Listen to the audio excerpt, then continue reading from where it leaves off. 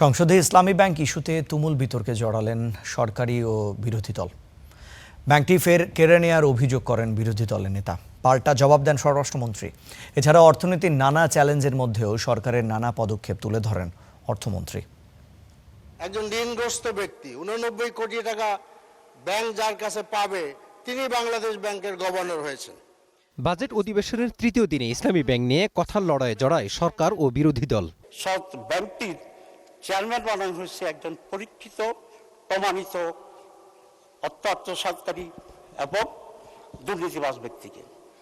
এরকম লোকেরা যদি এখানে চেয়ারম্যান হয় তাহলে আসামের মতোই তারা বাকি টাকাগুলোকে জনগণের টাকাকে নিয়ে যাবে। এটা অত্যন্ত পরিষ্কার। অন্যায্যভাবে যাদেরকে চাকরিচ্যুত করা হয়েছে তাদের সবাইকে চাকরি ফেরত দেওয়ার জন্য একটা তদন্ত পরিচালনা করা হোক।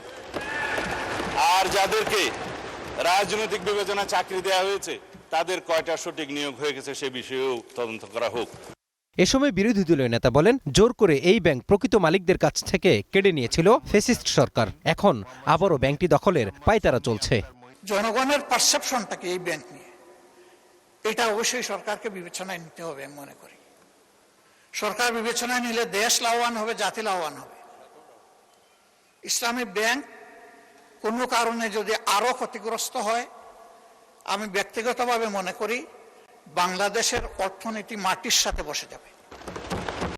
এর আগে অর্থমন্ত্রী বলেন, নানা প্রতিকূলতার মধ্যেও দেশের অর্থনীতির ভিত্তিকে শক্তিশালী করতে কাজ করছে সরকার। নতুন উদ্যোক্তাদের জন্য নেওয়া হচ্ছে নানা উদ্যোগ।